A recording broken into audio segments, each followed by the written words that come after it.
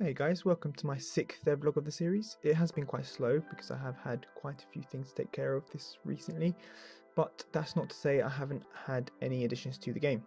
So, what I have done that's not on show today will be the basic animal design. I have jotted some notes down on what I really want, sort of just the different types of animals, their behaviours and so on, mainly their behaviours, but that's about it.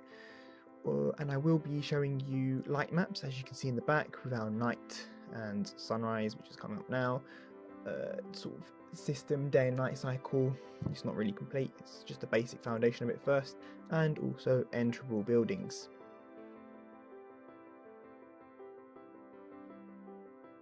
Okay, so I'm back and we have some weird funky stuff going on. I'm trying to make a change of day. So when it's sunrise, I should have an orange sort of light map, and when it's night time, it should go back to evening. But for some reason, it's not doing that. Now shall I find out why? I mean, it's kind of working now. I've got, when it's day, it's not going back to night randomly, but it's not having the sunrise effect for some strange reason, which is still supposed to be orange, so I can see the day and night. Okay. Alright, as you can see now, we have a night effect going on in our game. This is a static light map, which I pre-rendered in a photo editing software.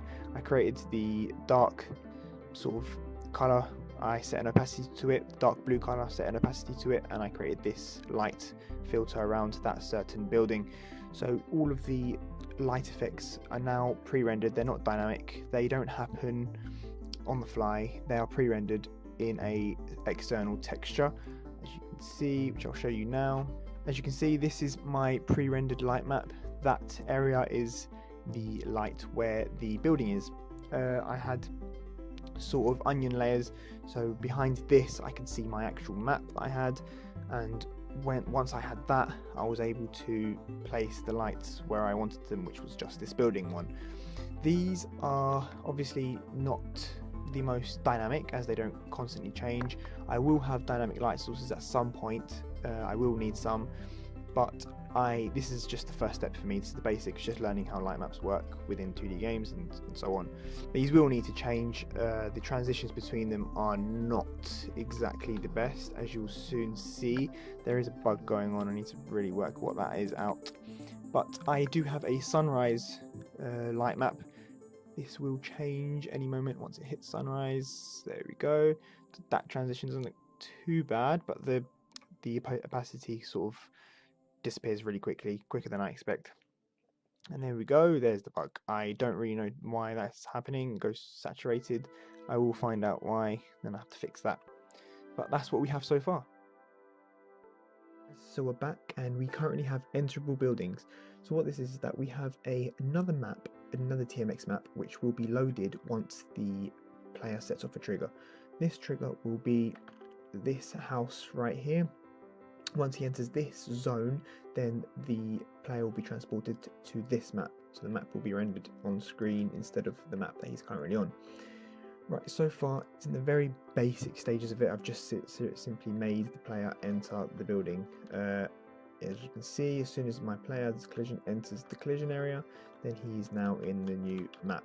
As you can also see, there's snow and there's a light, which is the light map, and everything else is still there. So if you look on the bottom left, there's a apple, and there's no collision with the map either. That's all to come, but however, I have made him entering into the map. Ignore the flashing colours, that's the light maps messing up. But I can't go back. I can just go here. I have to restart the game if I want to go back. However, this is the first step of what I have so far. Finally, I will just give a quick sort of mention of what I will be working on for next time. I will continue working on some basic designs for the animals, such as their behaviours, the types of animals, and what they do, and so on, just so I can have a better idea of how I will structure my code to surround that.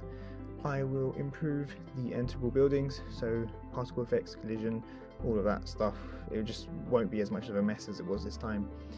I will have to obviously improve my light maps, as the day and night cycle is just a bit buggy in some areas, and I will introduce for the first time quests. So that's a sort of just have a basic foundation for that. I might have to talk about sort of back end, because I don't think any front end will be getting done for the next time, but the back end surely, hopefully, will be. Okay, well, thanks for watching. See you next time.